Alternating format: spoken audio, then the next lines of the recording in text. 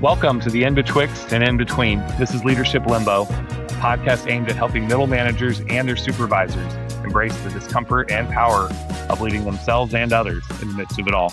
We blend real insight with practical tools to help you lead with self-awareness, purpose, and influence, wherever you are in your leadership journey. I'm John Clark, one of the co-hosts of this show, with Josh Hugatron.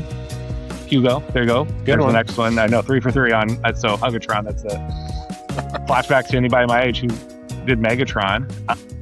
And also excited to introduce Graham Skidmore, who's here with us today. We'll introduce him further. But gentlemen, how's it going today? How's everybody doing today?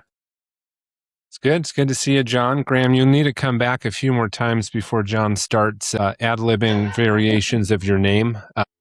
Skidmore seems like it would have some good nickname possibilities. Well, yeah, let me tell you, with the name like Graham and Skidmore, I didn't suffer from additional names growing up. I had plenty of people and teachers and everywhere else that had their material to work with all the time. But it's nice to be but it's nice to be embraced, right? And loved enough to get a nickname. That's a good thing.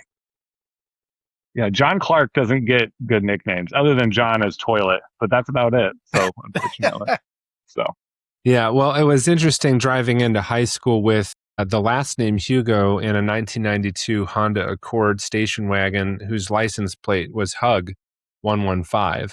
And so definitely lots of reasons to riff off of the HUG part of my last name, including Hugatron. So that's maybe a new one, but we'll throw it in the Rolodex of Hugo-based nicknames. I love it. All right, well, we got lots to get to today, but before we do, we just remind folks to download our podcast wherever you get your podcast. Would love a 5-star or review or some comments. That's what helps to circulate this and get other people connected to it. Check us out on YouTube, wherever you look at podcasts.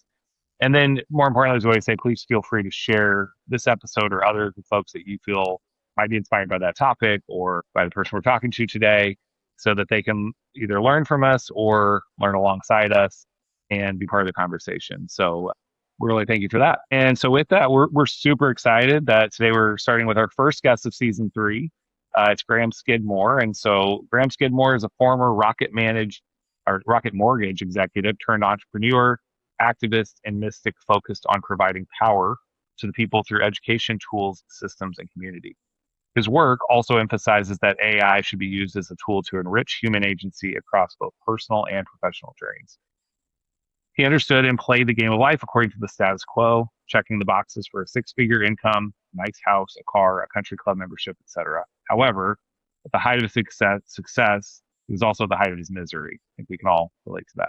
Becoming a burned out, miserable, and unfulfilled corporate executive turned out to be his catalyst for healing physically, emotionally, and spiritually through what he teaches as the cycle of personal growth, restoration of our genuine and authentic self, and the reclamation of the connection with our higher or total self, which helps transform events from happening to us into happening for us. As a result of his experiences, he believes we can create a world of happy, healthy, productive, and empowered people. Graham believes the best way to achieve this is by investing in people as individuals and their potential. He's come to understand part of his purpose as creating the tools, education systems, and community necessary to create a human-centric ecosystem with AI as a tool to augment human intelligence and capabilities. Graham, welcome to the show. We're thrilled to have you. Thanks for being here today. Thanks for having me. I don't know if we need to cover anything else. We just went down a whole laundry list of stuff there. Yeah. No, as I was reading it though, and I thought this earlier when I was looking at it, what's interesting about yours is, we've got a couple things there about the Rocket Mortgage executive, but a lot of it's really more about, I think, the lessons you've learned and the things that have come of that. And you get less of the teams you've built, which is, lots, or the necessary metrics you've hit, which we know is a number as well. And more about, what did I, like the last 2 paragraphs are basically like, what am I trying to change for folks right now based on the hard lessons I learned? So I thought that was really insightful. So I'd love to hear you talk a little bit more about that, like why your bio reads that way, why this work is so important to you. Yeah, well, so there's a quote by Dean Martin. I think at least it's attributed to Dean Martin where I've seen it. And it's one of my favorite ones. And it says, good judgment comes from experience. And experience, well, that comes from poor judgment. And so that contrast between the two is really the point, right? Like I understood life one way, right? And so I did it, played the game. It wasn't there. I did it another way, and I was like, wow, this is way more enjoyable. I feel better. I like who I see in the mirror. People like me more, like everything about it. And so anyhow, yeah. And so that kind of led me down that contrast is where so much of my content comes from, right? And my focus and being able to, I guess, use those to build bridges. And so I don't know, I'm trying to think here. I think I just lost my thought as I go on, trying not to get myself to go down a rabbit hole here on you. And who would you say that you're kind of working with now, or who are you supporting, or is it more of just not just, but is it more intellectual thinking that you're putting out into the world, or how's this work transformed from kind of C-suite executive work to what you're doing now in terms of its day-to-day reality? Yeah, well, that some days that one feels like a 12-round boxing match where I thought I was supposed to be going one way, got punched to go the other way, and then the other way. That's right. So I've definitely spent a lot of the last 8 years in the journey, testing, research. And one of the things that I realized, like in my corporate world, I grew up with this belief that just make it happen. Force a square peg in a round hole. There's always a way to do it. And just jam your way through the world. Well, that kind of worked when I was part of a corporation, had a big budget behind me, all the, supporting cast members, take your pick. Yep. But when I got out there on my own and everything else, I realized that, not the whole world doesn't work that same way. Right. And when you don't have people and that also kind of ties into my own spiritual journey, right? And recognizing, hey, look, things unfold as they need to, how they happen, how they're supposed to, et cetera. So what I've done, so I only say that to say that I've been putting the pieces on the board and kind of wait and watching to see where, I don't know, energies, attention, people that cross my path then kind of guide me. So I've been putting a lot of the educational materials out there between podcasts and articles. And then, over the last year or two, it really became apparent to me that I needed to get started on the health and wellness space. Right. And so we have a nonprofit, the Harmony Health Institute, which is where most of my time is spent now, which is, it's a complementary healthcare ecosystem to the traditional medicine that's focused on showing how to provide individualized care at scale. And so that's really what I've been spending a lot of my time on, is putting together the tools, education systems, and the practitioner network to help people understand themselves as an individual with an individualized physiology on their own life journeys. Right. So it's, hey, if you're getting you're achieving your quality of life that you want through traditional means, cool. That's awesome. But there's just a lot of people that aren't, right? And so we just need to make sure we've got the products, services, education to help everybody, achieve the quality of life that they want. So that's kind of where I've been spending the majority of my time. Yeah. Here. And so it's got the business component, it's got the spiritual component. Yeah. And so we just go and so we just launched that. I guess we're kind of in the process of launching that and going through the pilot program right now. That's awesome. I think I'd be interested in hearing for yourself. Talk to us a little bit about, we've noted here that, at the height of what many would say was your biggest success was also your biggest misery. Can you walk us through that journey? Like what happened, and I mean, how that's led to like an output like Harmony Health and that work that you're doing. So like what your experience did to kind of shape that and what that looked like. Yeah, for sure. I started at Rocket Mortgage, Quicken Loans, when there was 400 people. I left when there was 20,000. Oh, wow. Right. I was there for 21 years. Like you said, I ended up in the C-suite. I started out in sales, and the reason why that was important, a lot of times I want to share that I was blessed to have experienced the perfect storm in a positive way. Right. A lot of times the perfect storm is thought of as, capsizing the boat or whatever. But for me, it was because the company was going through such a growth path and a growth phase for 21 years that I was there. My ability to get the job done, to achieve things that maybe others couldn't or excel, was enough to overshadow, I'll just call it shortcomings, the rough edges. And so, but as we then got to around 20,000 people, the role that I was in, kind of evolved from, hey, we need from the growth and the creator to the communicator. Well, that wasn't exactly a place that I spent a lot of time. Right. I'd been called things like a taskmaster, an acquired taste, pain in the ass, difficult, these were, not necessarily the things that you want to put on your business card. Right. But it was always tolerated, tolerated, accepted, worked with because of the results I was able to achieve. And so, I knew those things about me, right? I always struggled with being misunderstood and kind of, and the people connection part of things. I remember standing in the, in Starbucks line with Jay, who was the CEO, and being like, man, this is probably like I was 18, 19 years in, and I'm just going, man, like, I don't even know who I am anymore. I just feel like I've just become this set of learned behaviors and habits just to try to fit in and get along and get by and get accepted to, to be able to do the work, frankly, right? And so that then morphed into, hey, at some point, the tape falls off, right? And that's the problem with keeping things together with tape. And so the tape fell off, and it was just, and so my unhappiness kind of just seeped through, and in terms of, lack of patience and otherwise. And the skills that I was great at weren't necessarily what got me here wasn't going to get me there, and what was needed to get me there, which is the communication, being on stage, talking to thousands of people. So, like, that wasn't my jam at that point in time. I'm not saying it's necessarily my jam now, but it certainly wasn't back then. Yeah. And right. so we went diverging paths in some ways, and we just decided to, unexpected to all of us, we decided to part ways, right? Because where things were going were not things that I was enjoying. What they needed from me wasn't necessarily what I was able to give. And so that provided a lot of, it was a very traumatic breakup for me. I never thought that I would leave. And, and then that kind of kicked off the rest of the journey, which then led me down the path. I was like, this is, because at the end, I guess what led me down the other path was, I said, this is crazy. I know I'm a good person. I know I've got a good heart. I know I care about people, but for whatever reason, I can't get this to translate. Right. And I'm a miserable human. Right. And something's got to give, because I'm only at this point in time, I'm only like 40 years old. And I refuse to spend the next, 30, 40, 50, whatever years feeling this way. So something's got to change, not just for myself, but even, my interactions with other people. It doesn't make me feel good when I unintentionally hurt somebody's feelings, right? That doesn't, that's not cool. And so, so that's then what kicked off that journey of, instead of going right back into I did try some of the corporate world afterwards, but really made me realize that wasn't the right, next path for me. And so I kind of took a look at what my journey was, what other people's journey was, and, lack of a better description, reverse engineered, a framework based on the topics, areas of focus that just weren't being met in a lot of the traditional means. Yeah. And that's then kind of what I built Harmony Health around. Yeah. Graham, was there a specific, it's interesting you brought up the Starbucks line, and maybe that is the answer to my question here, but was there a very specific moment where you knew that you had to kind of go the other way?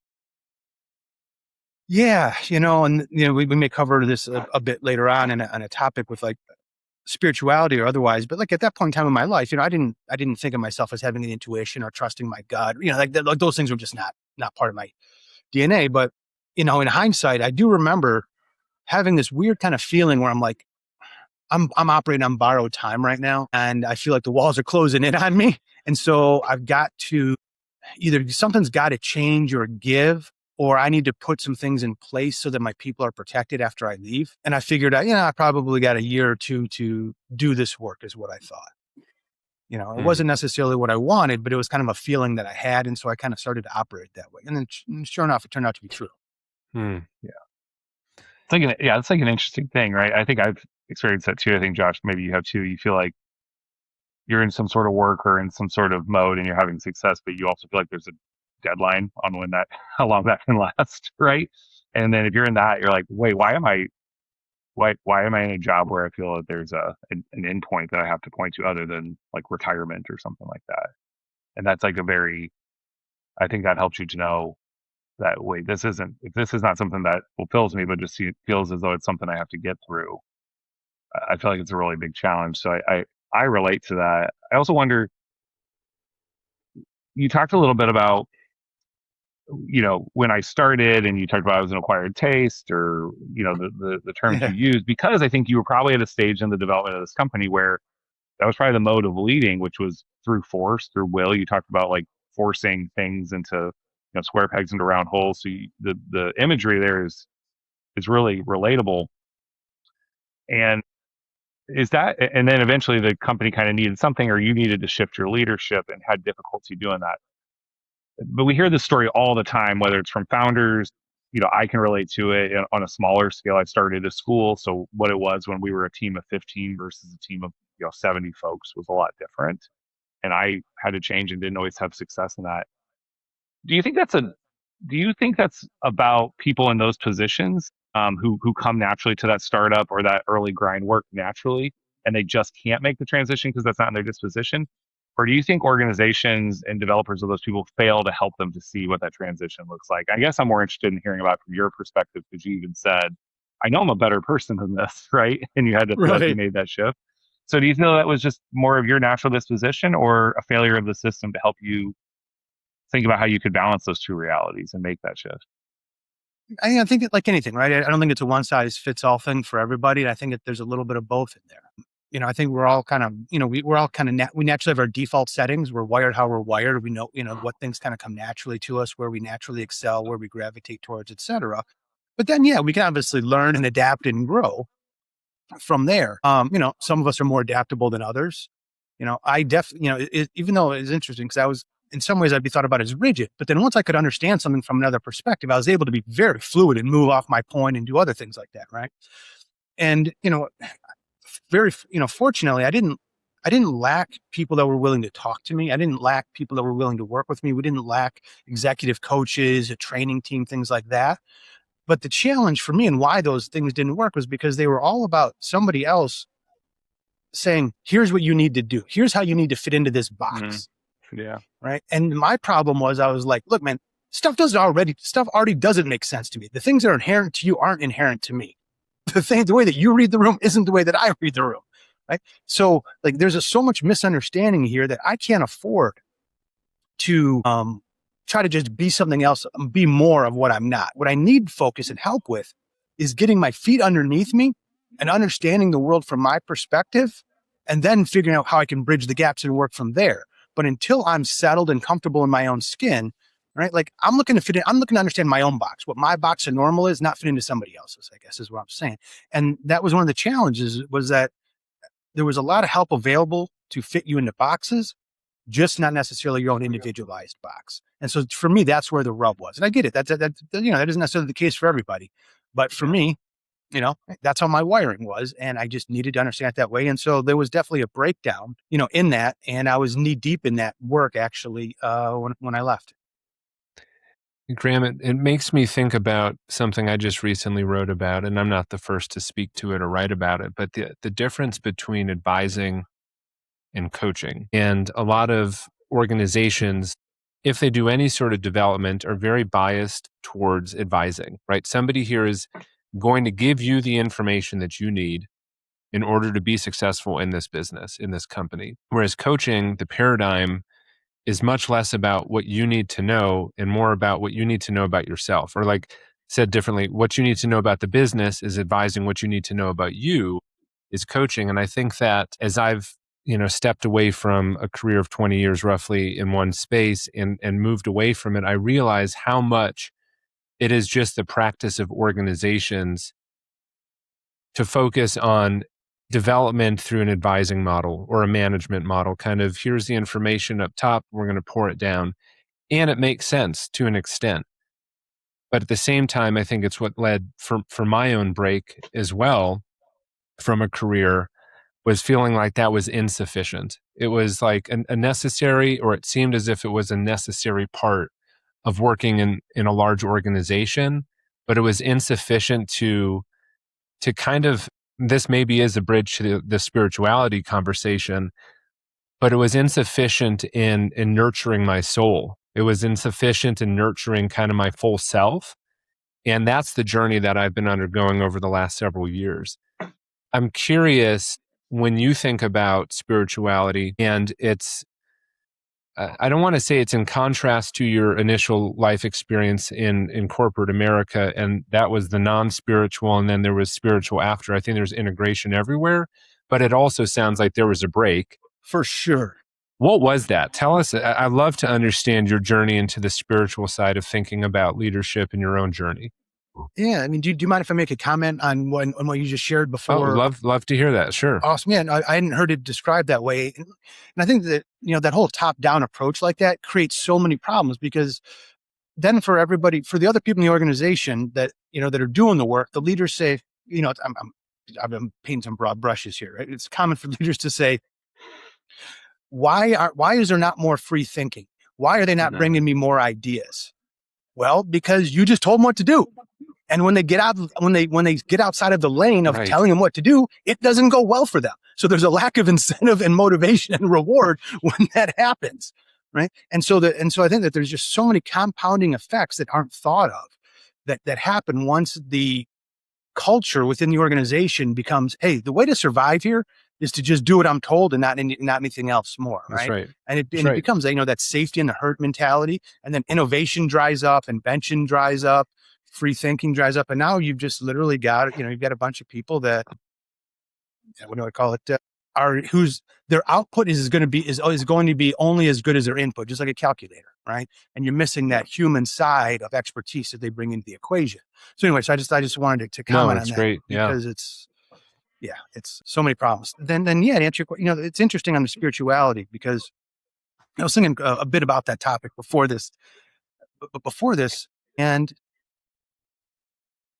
for me, in the way that I approach, for me, spirituality isn't a way of dressing. It isn't a way of, doing things. It's a way of being. It's a way of thinking. It's a moral compass. It's a philosophy, right?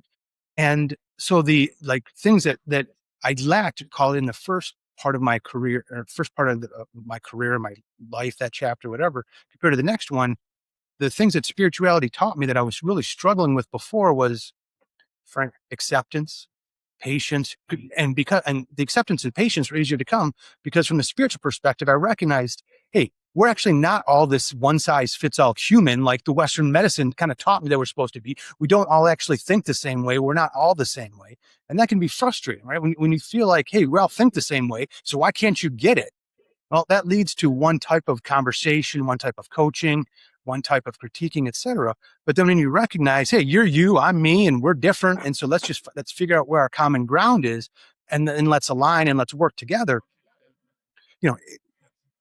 For me anyway, it transformed the quality of conversation that came between us. It transformed the way that people engaged with me, worked with me, were open with me. And then look, I always said moral and character and integrity. No matter what people would say about me, they may say, look, he's a beep, beep, beep and a bleep, but you can trust him, and, and he's got integrity. So I think that, and then stewardship is probably the other one. And stewardship and empathy, I think those are probably the two cornerstones, or the three legs of the stool for me, is the empathy, stewardship, and different and respecting differences, valuing differences, I guess I would say. And that's the things that I learned through spirituality that I really struggled with through other, executive coaching and otherwise. It just, for whatever reason, it just wasn't the timing or whatever else. And so I realized that there's, you can build so many businesses and so many products just focused on, how do I take care of people? How do I help them to do better? Your last episode, I think it was the last one, which was on servant leadership. As you guys were talking about that, I was like, well, shit, man, I wish I would have heard this a while ago. I just would have told people the focus with building AI is you just build it from the perspective of servant leadership and the way that you guys talked about it. Right. And that's a great existing framework that people can understand and think about to bridge the gaps. And so for me, a lot of that is just more about philosophy, conducting self, and how to conduct self than it is, clothes and beads. In your kind of first stage of work life, the Rocket Mortgage and the executive work, were you absent of that spirituality? Was it not there? Was it nascent and just you didn't feel like it could come forth? What did it look like then versus how you would describe what spirituality looks like for you now, and how you advise people in this context, or to think about their own spirituality? Yeah, I didn't think about it whatsoever. Right? My understanding of life was, we're all the same. We all start and have the same access to things. We all have the same opportunities ahead of us. And so those of us that made it, so to speak, made it from an economic standpoint, it's because of who we were. We did stuff. If I did it, then everybody else is capable of doing it because everything is so equal. Right. So first, by the way, that's all a bunch of crap. We don't all start from the same plate, right? We don't all have the same access to opportunities. We don't all catch the same breaks, right? Anybody who thinks they did it on their own is beautifully delusional, right? Yeah. Right. And so I just focus on, how do I gain status? How do I gain money? how do I gain these superficial things that allow me to, that society seems to value and that people then want around so that I can be them and achieve them and have them. And that was literally all I focused on. And then again, to your point, I just didn't think about it twice whatsoever. And then it was only after I left the corporate world and was like, I'm sick and tired of being sick and tired. So something's got to give. And I was willing to explore any paths. And that was kind of then when spirit, a lot of people, I started kind of down a religious path and then broadened it from there because there's just so much to be offered from everywhere, and so I just take that path of there's something to be learned from everything and everyone. And while I did have, it's funny is that things that I would recognize today as spiritual, as part of my spiritual DNA, they were, I guess today I'm more consciously aware and consciously competent of it. Back in the past, they were still there, but I was more unconsciously competent and they would kind of pop up periodically. Yeah. Right. But I didn't connect the dots. And I just was, and frankly, I was very fortunate that I kind of had the wiring that I did so that my unconscious competency got me by. Yeah. And you're in the bio, you said mystic is part of that. Can you talk to us about what that means for you? And Josh is like, let's go. I can tell. Yeah, I want to go on this consciousness path. I'd love to hear about your last few blogs on consciousness. But to John's question, what does that mean? Yeah, just tell us what you mean by that and why in a leadership podcast and a leadership discussion, you feel empowered to talk about yourself as a mystic or at least mystic adjacent or mystic curious. I don't know, whatever. No, it's funny. No, it's a great question. And, it's always a struggle for me because I actually don't really identify with any labels. But if you don't have any labels and people don't know how to relate to you and they don't necessarily know kind of what you stand for. So I'm always trying to balance, walk that line. So for me, being a mystic or being mystical, it's the way that I understand the world. It's the way that I understand reality. It's the way that I interact with it. I mean, just simply put, that's just the way that's just how I am. And how that kind of translates to business goes, I touched on it a bit sooner, which is, look, hey, we're all here on our own journeys and our own ways to get by. We all learn differently. We all have our own strengths, and these one size fits all systems create lots and lots of problems compared to an individualized approach. And so it's just really, I guess it's just changed the way that I interact with people, the way that I see people. The purpose, this sounds so bad. I don't know how to say it though. But when I don't know, maybe when I had people that reported to me, it was like, okay, you're here to kind of do what I need you to do what I need you to do so that I can hit the numbers that need to be hit so the company does its job and you're here to produce revenue outcomes. And then, but then I started, and that was just so much focus on even on the masculine energy, which was so outcome focused. And I totally ignored my feminine energy, which was being able to focus on the journey. Right. And respecting that so much knowledge and learning comes from that journey. So I had to kind of remerge those two pieces together as well. And before, where I wouldn't give people, right. It was like, hey, I need now, you to give me space for my journey, but I wouldn't give you that same respect and giving you space for your journey where I do now. Right. Where now I recognize, hey, so you talked about your servant leadership. I was always a give a man to, feed a man, teach a man to fish, feed him for life, give a man a fish, feed him for a day. Well, and so I always thought I was always doing the right thing. Well, there's a middle ground there too, right? While people were like, hey man, I really appreciated, in hindsight, years later, Graham, I appreciate what you taught me. Going through it, I didn't always appreciate it. And, at the time, and I certainly could have, and I realized where had I just given a few more fish along the way and not just give everybody a fishing pole, right? I would have been better served, right? Finding some more of that middle ground. And so I recognize that now, right? And better recognizing, okay, when I work with each person, do I need to, does this, how do I just help them be their best self, essentially, right? As opposed to how do I get them to do what I need them to do? It sounds like it's a lot, your mystical thing at a base level. I know it's more complicated than this, as you said earlier, but it's a lot about interconnectedness, right? It's a lot about interconnectedness, maybe less about the outcome, a little bit more about the process and the journey, right? I don't know if that resonates with you. That's no, it absolutely does. Yeah. I mean, the reality, I got to that place because it was beaten out of me. Yeah. Over the last 8 years, when the universe wants you to learn something, it's going to make sure you learn it. Mm-hmm. And so one of the things that was really, beat into me, it wasn't some sweet, serenity surrender. It was absolutely beaten into submission to me was let go of the outcome. Focus on what the right actions are to take each and every day. Put the, one foot in front of the other. You're responsible for doing the actions. The universe is going to be responsible for kind of providing you that outcome. Now, I know that it doesn't always work that same way, cleanly in corporate America, you got to just do stuff, right? But for me in my journey, right, that's what was really beaten into me. And so as I went through that, I also recognized that same mentality that I had about I could just jam a square peg in a round hole, that no longer served me and I could no longer do it. The universe, say, hey, no, that moment of your life is gone. You're now going to learn how to trust. You're going to learn how to work with others. You're going to learn how to have faith. You're going to learn how to have belief. Right. And you're going to focus on the journey more than the destination.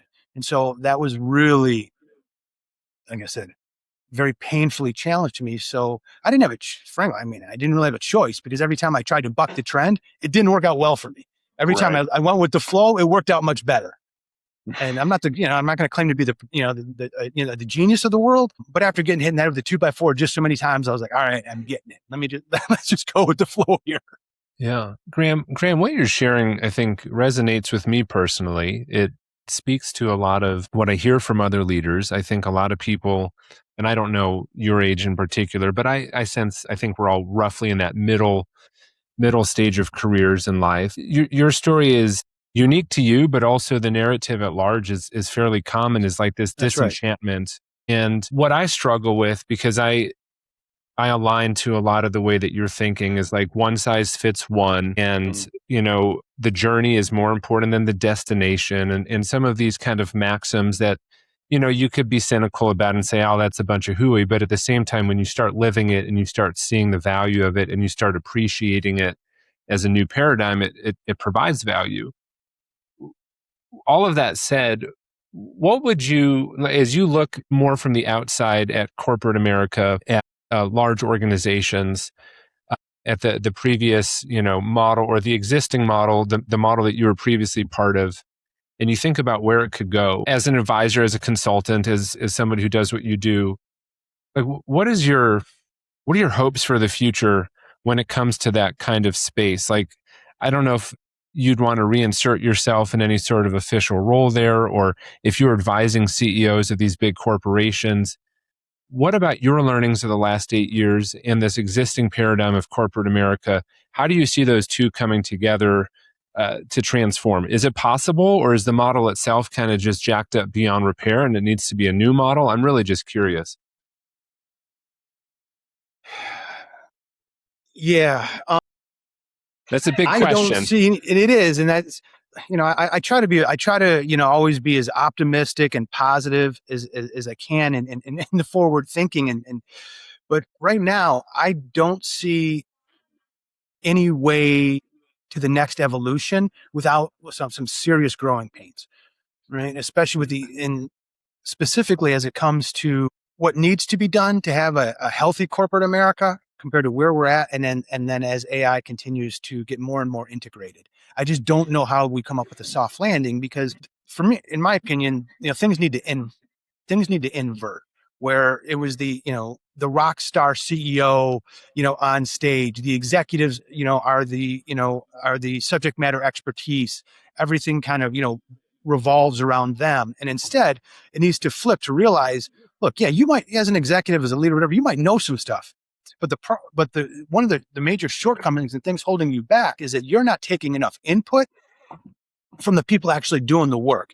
And then when you do get involved with them, you distill it down just to some bare basic parts that you have worked with, and then minimize how simply they are, and then talk about how easily you can replace everything with AI, because you've essentially diminished the subject matter expertise, the lived and learned experiences from all of your people on the front lines, instead of recognizing instead of saying, what do you need to do your job better? What do you need to provide better service to our customers? What do you need to create advocates for us out there?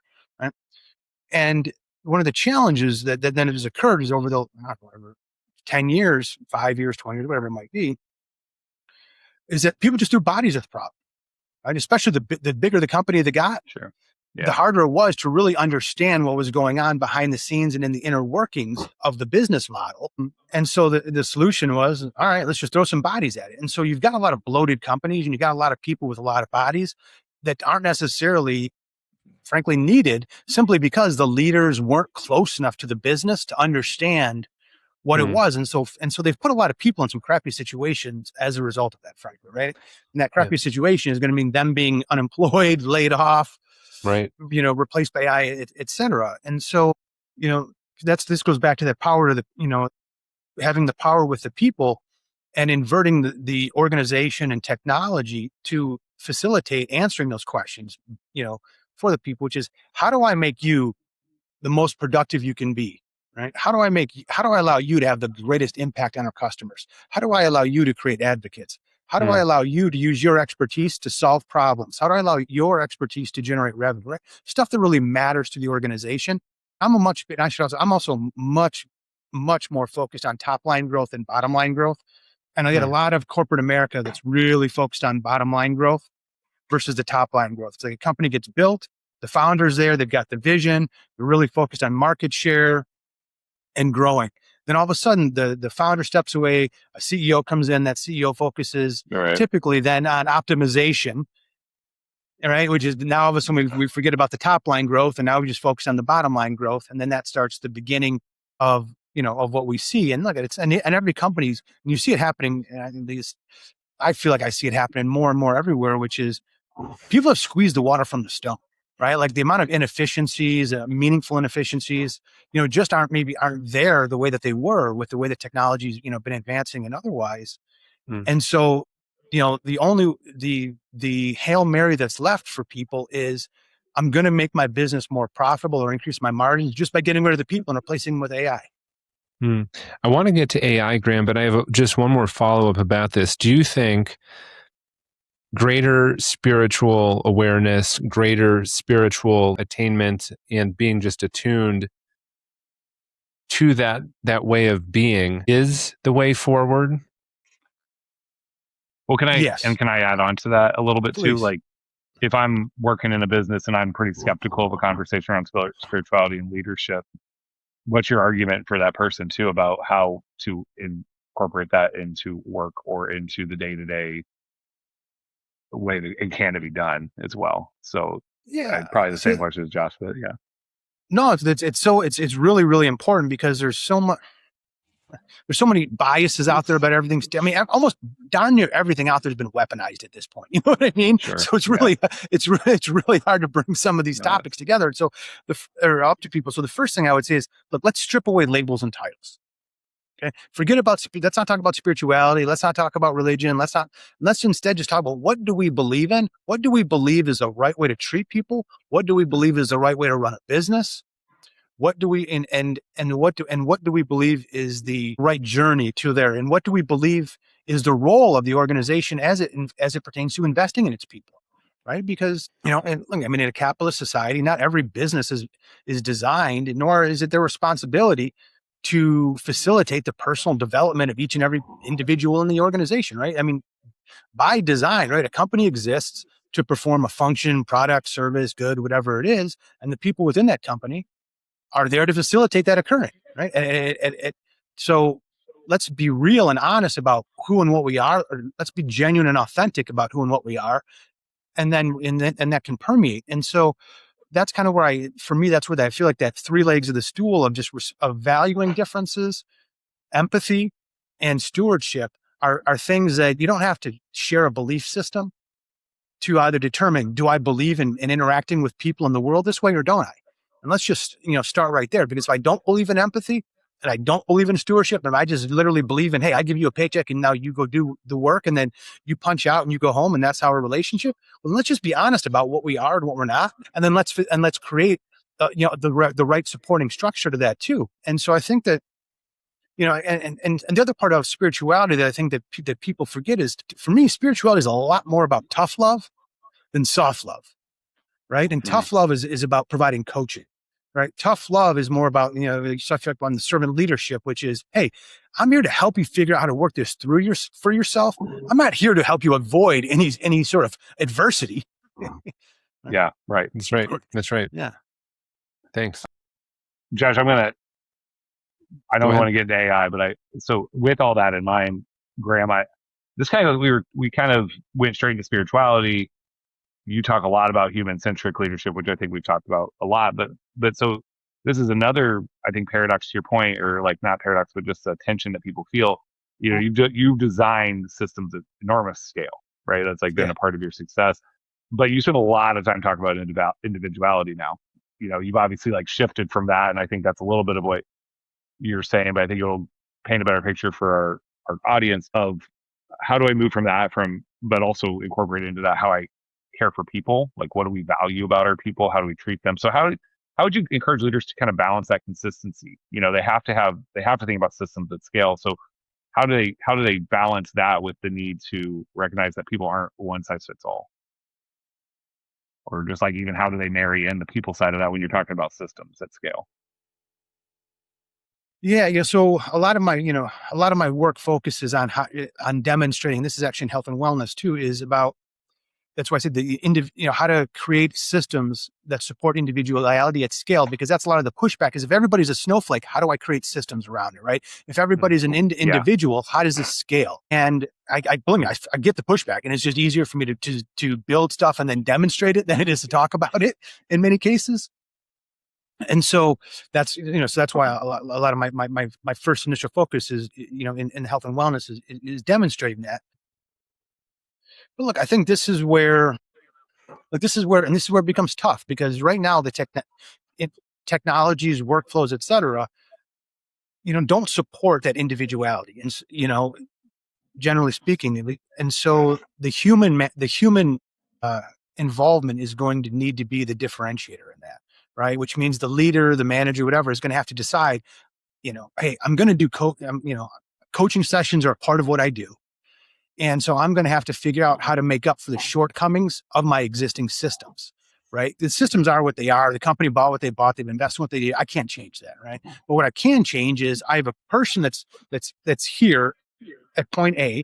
I know they're capable of being at point C, but what we're giving them to work with isn't facilitating that journey for them. So what is it that I can do? And is it bringing in, is it a leader? Is it a coach? Is it technology? Is it structure? Is it support? Is it listening? Whatever it might be. And I think that's probably, and I think that's one of the reasons why this adoption is so hard, is because it requires work out. It requires work out of the leader or the manager, right? And so I think that's why creating these workflows and technology, whether it be AI or just technological tools that help people as individuals, release that or provide the relief at that pressure point. Because not to mention, look, not every leader is going to be able to be scalable as well in how they work with their people. Right. And that's, gosh, yeah, such a huge point. And I think one of the things that I'd love your insight on is AI, to kind of weave a few themes together. I think that a lot of the existing models of business have been knowledge, procedural knowledge, processual knowledge based systems. So who carries the knowledge carries the power, right? The classic knowledge is power, right? And it's always been true to some extent.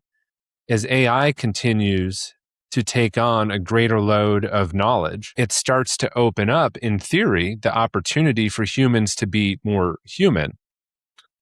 But that also increases the pressure on those responsible for, maybe previously under the classic term of management or developing people. It puts more pressure on them to be able to do something with that. And I'm curious, from your view, what is that? So if knowledge based expertise is increasingly less, I wouldn't say less important, but it's going to be held by fewer and fewer people because technology holds more and more of it. What does that mean for the people, and what's replacing it from your view? Let's see how please let me know if I don't answer this. And it's funny you talked about it, articles, whatever. I just wrote an article on that touches on this, or this topic is one of the things in the article. And this is where I think a lot of people like I'll just say, I'm getting pretty frustrated with, the broligarchy, pardon my language, shitting on humanity. Oligarchy. Yeah, there we go. I like it. Right? I'll use Like that. I'm really getting tired of people crapping on humanity and talking about how inept we are and how easily then we're just replaced by AI. Right? Like at some point in time, when is humans, we got to start standing back and going, "Hey, man, let's stop thinking so crappy about ourselves and let's start speaking to our potential." Anyway, that's my public service announcement on that, because I just get so tired of talking about and hearing about when AI is going to surpass humanity. And the reason why, and look, and this is a self-fulfilling prophecy that we're living in right now, in my opinion, when it comes to the expertise of AI. Because let's really talk about what this comparison between AI and humanity and human intellect and intelligence. Now I'm going to go actually and knowledge, which is, so we're the current way here in the United States is you're born and you start going to school, and in school we're all taught, here's all the same set of facts. Here's the way to think. And then even after you go into your college and graduate, postgraduate, et cetera, you're still taught how to think inside the framework. You're still essentially everyone's still taught how to think the same with very little variance. Right. So now when you're really talking about AI versus humanity and intelligence and knowledge, what you're really talking about is humanity has decided that, I get broad brush, the current education system is focused on, this is the box that we all live in and operate in. Right? This is what the facts are. This is how we think. These are the KPIs to running a business. These are all the things that matter, right? No matter, very rarely do you see a different set of KPIs from business to business, right? They all tend to operate inside of a framework, right? Okay, well, look, so now if we're all operating inside of a box, now it becomes a game of who can optimize how to best get the most out of inside of this box. Well, naturally, technology is better geared to optimize inside of a box than a human is, right? Just like a calculator is better and faster at math than a typical human. Doesn't mean that the calculator is more intelligent or possesses greater intelligence. It just means that inside of a confined environment, it's easier to program something to be one-dimensional like that. And so for me, when we're comparing that, what we're saying is, it's much easier for AI to take all the crap that we learned in school and digest it, and then to spit out, again, one-size-fits-all answers, because it's a reflection of what we see in society, including the biases, et cetera. For me, and that's, again, that drives me nuts. What we need to be focused on then instead with AI is, how do we further along human intellect?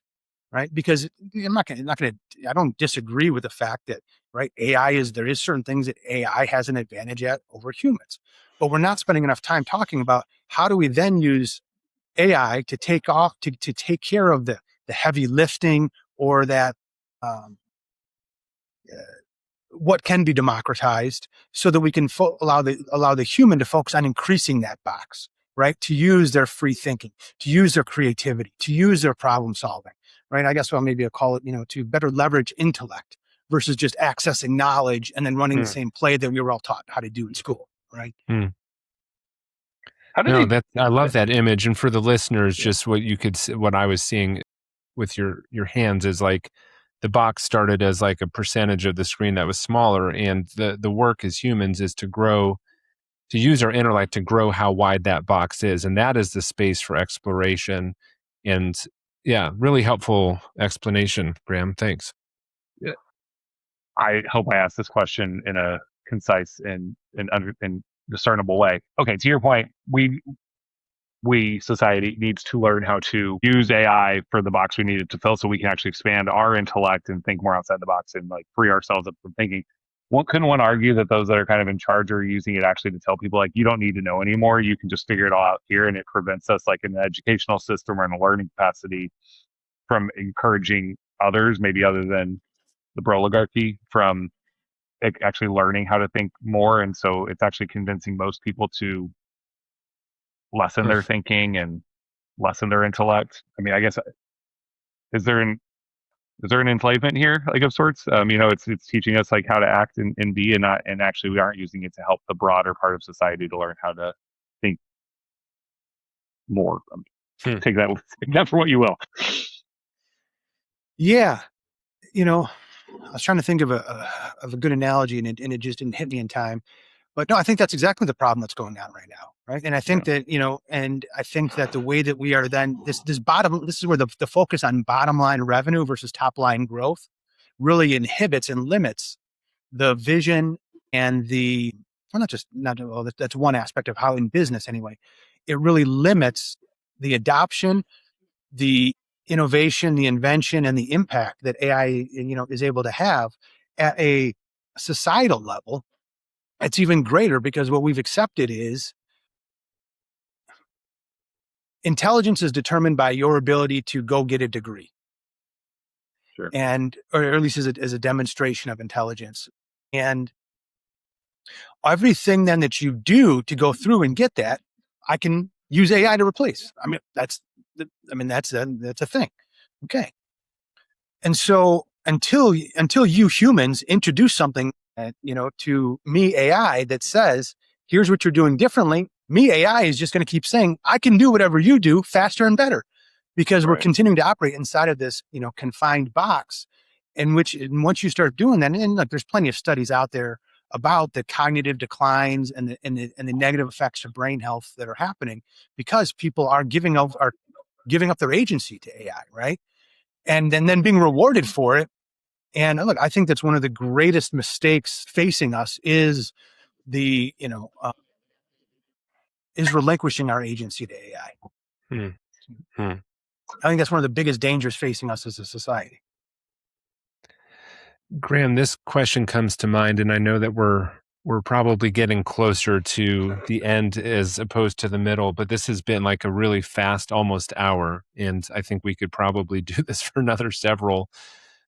But what you're painting here is this picture of liminality of sorts, this sort of in between, fitting for our podcast, of all of these tensions that you've shared. As you think about advice potentially for leaders, people who are operating in this limbo with a little bit more pressure, a little bit more weight on their shoulders, what have your experiences taught you about staying grounded when all of this certainty is disappearing, it feels like? Well, this is certainly a spot where spirituality plays a factor, and let's call it faith, belief, whatever it might be, right? It doesn't have to. Oh boy, as far as being able to stay grounded, essentially when the crap is hitting the fan and you've got the pressure on you, you've got to hit your numbers, things aren't going the way that they need to. This is where, admittedly, I didn't necessarily do a great job always of shielding my teams from some of that pressure. In some cases, I let that pressure seep through to them, which wasn't, and in other cases, I was able to contain it to myself. This is where I think that bringing the team, at the end of my career, I really recognized the value and the ease in which things operated when I brought the team in to help me figure out the solution, as opposed to when I just figure out the solution and then just ask everybody else to execute it, right? And bringing in all of the different expertises, the people on the front lines, their various perspectives, and then whatever. If a problem popped up, I mean, it's eventually going to go away as well. And so, trying to just trying to be present is probably the other thing, right? It's real easy as a leader, as a human, to spiral out when we think about all of the things that can go wrong and how much worse things can actually get if A, B, C, or D then necessarily don't happen. I've spent so much time living in that space. I swear it takes taking a decade off my life. Yeah. Hopefully not, but it certainly feels that way sometimes. One of the things that is actually coming up for me is I read this quote from a military leader, and I forget which one, famous general, but he basically said, as a leader, your responsibility isn't to have all the answers, it's to find the people who do have the answers. And I think it's that change in posture that you got at there, which was, I think, great advice. Is most leaders come in with this strong sense that their job is to know all of the stuff, to focus on doing a lot of this stuff, to take the responsibility for others, of doing that. And I think maturity in leadership represents that's not your job. Other people have a responsibility to achieve goals for the organization, even if they don't have a title as a leader. And operating the way that you just shared in a way that it kind of brings in others to the problem is not something a lot of leaders want to do because they think it represents some form of failure, if it represents weakness or represents like, I'm not competent, someone's going to take my job. But you said this is the time when things flowed the best, the moments when the team is working at the most optimal level. And I think if that is just one of the many golden nuggets that came out of today's podcast for listeners, that's absolutely one I would just really want to stamp here for anyone who's in leadership. Are you truly believing you're the one with all the answers, or is that your job is to find where the answers are in the organization? So thought that's a great point you made. Yeah, we could have used you a few minutes ago, Josh, before I was, stumbling around. No, that was a great answer. That's perfect. No, it was. I build on what you shared, and I think that was. What I appreciate is that you were thinking through that. It's like, and for a lot of our people listening, they're not seeing, but if you're people watching on YouTube, they would see you. But that question clearly sparked some real reflection for you, which I think is really neat, because it is a question of deep importance to you. I can tell. I would say, Graham, in the conversation here, I've been sitting with these couple thoughts for a bit. The first thing I would know is I think you're talking a lot about, I spend a lot of time with behavior skills, and you're talking a lot about the lessons you've learned when it comes to the behavior of proactivity and behaviors of aggression. And I think early in your career, it's all about assertiveness. It's about quick thinking. It's about getting goal. As you've developed, and I think what you're advising leaders is you can still be goal oriented. You can still be fast acting, but you can also take a beat. You can take a minute. You can see the process, you can understand the journey. And through that, I think that leads to this next thing. You can pay a bit more attention to this, what I saw recently, and this is for a bigger conversation sometimes, but the difference between being self-confident and thinking about self-worth. I think when we're self-confident, it's all about what can I do? What can I accomplish? How do I prove myself? When we think of self-worth, it's just like, who am I within the system? Who are others around me? And how do we connect together? So I really think that journey you're talking about related to your own proactivity and aggression and how that's inspired you to focus more on self-worth doesn't mean you have to take away from success. It seems really important. So I'm really thankful for that coming through so many of your answers on pretty complicated topics that we're talking about. So we appreciate that. Cool. Thank you. I'm glad that you picked up on that. I love the way you guys always distill things down and reframe them into very digestible, bite-sized pieces. It's a phenomenal skill.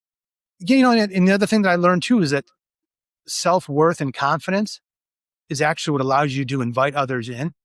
It's not doing it on your own, right? And so I had to kind of invert that understanding of it for myself as well, right? It's those that are confident in themselves, those that are comfortable in their own skin, those are the ones that are able to invite everybody in. It's the insecurity, right, that gets masked as either cockiness or as that, follow me, the general through the field kind of mentality, right? Like that's, and the other part too is, and this, I did this, a day or two is very rarely going to materially change things, right? Now, look, there's deadlines otherwise, right?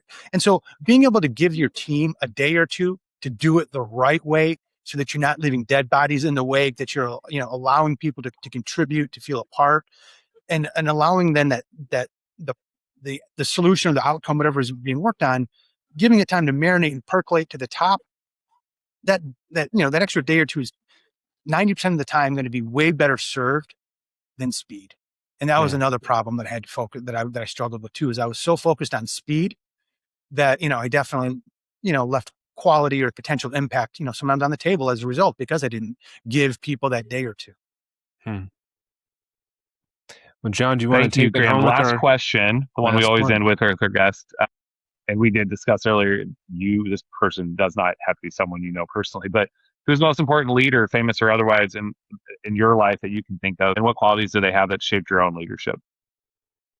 So, there wasn't necessarily one specific person that I was like, this is kind of like what I want to be like. Instead, it was more of, hey, these are the areas where I'm not so great at, or these are the areas that other people really seem to gravitate towards. And these people are then really good at them. So let me take a little bit of something from here and there. So I'll share some of those. One of the ones that, while not maybe, not considered a corporate leader, I used to have a photo or, like a movie posters, right? I had like 2 movie posters of Robert Redford movies. Okay. And the reason why was because no matter what movie I always saw Robert Redford in, he always just seemed to have this calmness, this coolness, this control of self, where he wasn't going to let anybody else get underneath his skin. He wasn't going to let other people rattle him, right? And so based on, you guys heard me talk about myself, that was obviously very different than what I was. And so I tried to have that visual in my office to remind me of that, right? Then there was another guy, Todd Lunsford, who was a very supportive, kind, soft-spoken compared to an alpha type leader, I'll call him. He wasn't a soft-spoken, but right.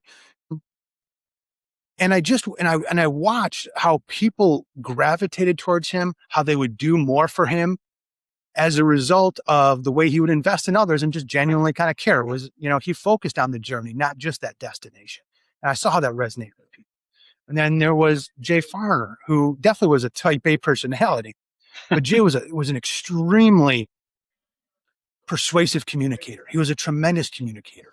And so I would, I'd watch in meetings and in rooms about how his ability to tell a story to make sure that people could relate to what was going on, understand the problem, and then, and how much more people were able and more effective that they were and understood and appreciated that somebody took the time to explain something to them, give them, tangible, instead of just, information, as opposed to just saying, here's your marching orders, now go. And then there's, again, another one is Pat McGinnis, who was responsible for, the branch system of the organization. He got a lot of shit because he was called, Dr. Love. I think it was because either Dr. Love or Mr. Love, because he was, always about positive reinforcement, always focusing on the bright side, which was, again, this was a, look, at this point in time early on, it was a very hard driving culture. It was, so he would get a lot of grief, and even publicly on stage from the founder, Dan Gilbert, right? About, and he would kind of get chastised for that approach, right? But while he would get chastised for that approach, I would watch how the leaders respected him for that approach. Right? And so anyway, so I spent a lot of time observing these different things and recognizing, okay, I'm not getting some of the results that these people are wanting. People certainly aren't necessarily saying the things about me that they're saying about these people. And and so how do I adopt some of these things? Now that in itself was its whole separate challenge, right? But I recognized, the disconnects. And so, I've been very fortunate to work around a lot of really awesome people, over my career. And those became the amalgamation that is embodied in Graham Skidmore now. So we appreciate I try to anyway. Yeah. I mean, we appreciate that, Graham. Yeah. Well, thanks, Graham. John, this was a great conversation. Awesome conversation. I really enjoyed the flow of it, the information that you've shared, the way you brought yourself into this, your reflectiveness, your insights about the importance of being aware of transitions and listening to those other voices inside of yourself as a leader that might require you to look a little bit outside the box or outside the paradigm from which you came from and where you found your initial success. So lots of great things to reflect on today for our listeners. I hope you really enjoyed this conversation as much as we all did here. And so we encourage you to check out Graham's work. We'll make sure to put links and important references in our bio so that you can learn more about all the great work that Graham is doing. Graham, we know you're on LinkedIn, Substack, LinkedIn. Any other places our audience can find you? Well, I mean, if they're interested from a health and wellness perspective, go to harmonyhealthinstitute.com. Otherwise, like my articles and otherwise that I publish on LinkedIn. So there's no need to necessarily try to find me on Medium. Awesome. I have a presence there. I think probably, LinkedIn or Harmony Health Institute are probably the 2 easy ways to find me. Great. Awesome. Well, we'll make sure to give you that information, our listeners, that information in our notes. And until next time, this has been Leadership Limbo, where we make space for the tension and tools for the journey. See you in the in-between.